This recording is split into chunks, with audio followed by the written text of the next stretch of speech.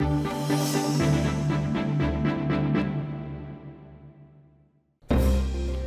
I'm James Ezimoha. Welcome to Africa News, where we bring you the latest updates from across the African continent.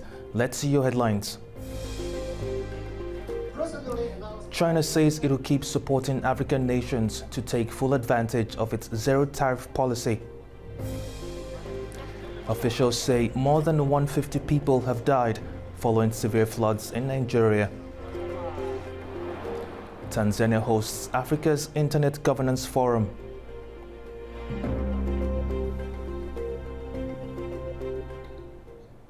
Thank you for joining us. China says it will keep supporting African nations to take full advantage of its zero-tariff policy. The announcement came during a trade conference in Johannesburg ahead of next month's China-Africa Economic and Trade Expo. South African officials have welcomed the move. China is stepping up efforts to integrate African economies into its vast domestic market by offering full zero-tariff access for taxable goods. This was reaffirmed during a promotional event for the upcoming China-Africa Economic and Trade Expo, which will be held from June 12th to 15th in Changsha, China. The Johannesburg conference brought together officials, business leaders and trade partners from across the continent. South Africa's National Empowerment Fund officials say the initiative will open doors for collaboration between Chinese and African companies. This is an opportunity for Chinese business together with the South African business to meet. So it's an opportunity for matchmaking. It is definitely going to increase the opportunities between Africa and China. I think China has been a very good friend and partner of Africa. China will also transfer the skills, and also it's a win-win solution. We welcome this initiative by China. It means it's opening up the markets for the African products. China and Africa are very good partners. There's a lot that we can do and learn from each other. This event is going to give an opportunity to African exporters, African SMEs and companies to showcase what Africa can do. So all these smart developments are going to help us from an Africa point of view. The China-Africa Economic and Trade Expo is expected to spotlight deeper trade ties, investment flows and industrial cooperation. Officials say the zero-tariff policy could be a game-changer for African economies seeking global competitiveness. More than 150 people have died following severe floods that hit Nigeria's Niger state last week. Authorities say the death toll is rising as families continue searching for those still missing. It's one of the most devastating floods to hit the region in recent history as northern Nigeria grapples with the impact of climate change.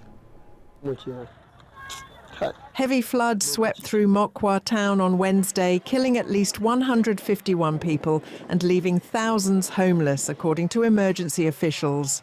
The disaster comes during Nigeria's rainy season, which often brings deadly flooding.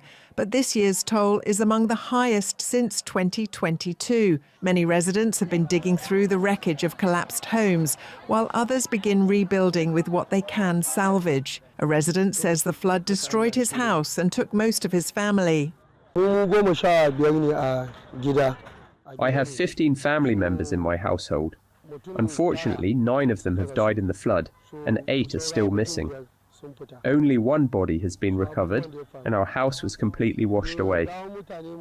I'm currently standing in the spot where my room used to be. I've lost everything. My wife, mother, children, and other relatives are all missing.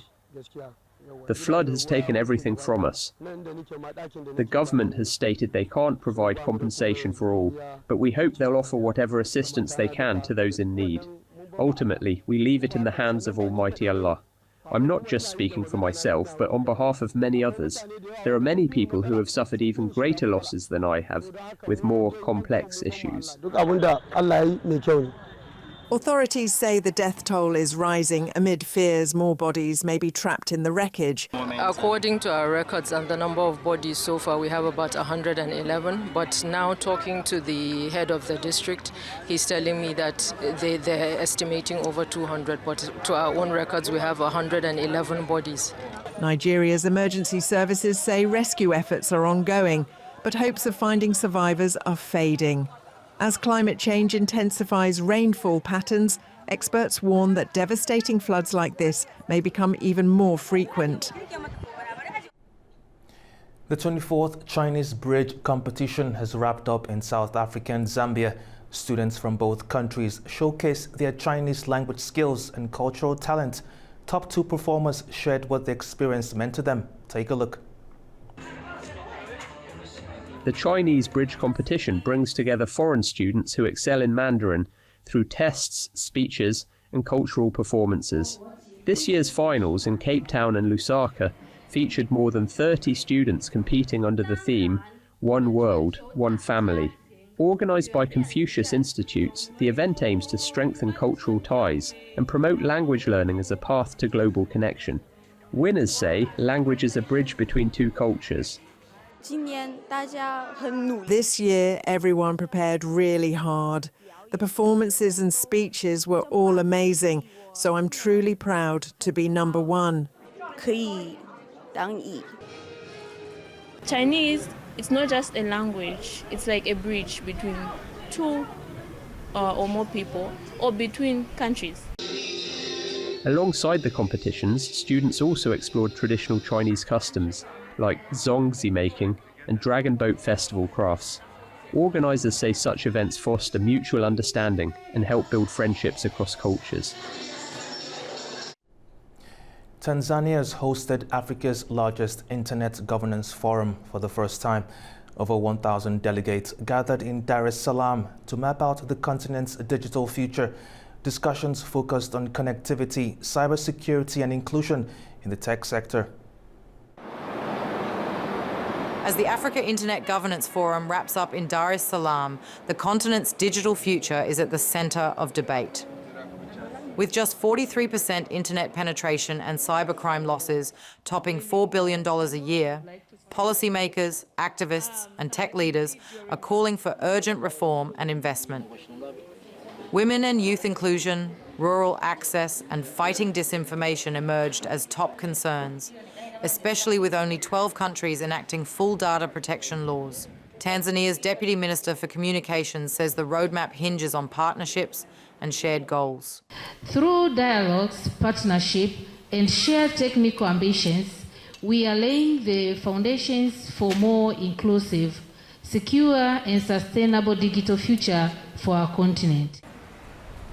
Delegates emphasised the need to strike a balance between digital freedoms and safeguarding against online harms, especially during election periods. Let us allow freedoms, but also let us deal with disinformation, misinformation, and malinformation to ensure that its impact and effect on rights is actually curbed so that we are able to protect the rights.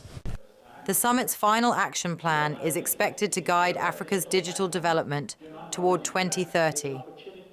Leaders say bridging the connectivity gap will take unity, investment, and bold leadership across borders.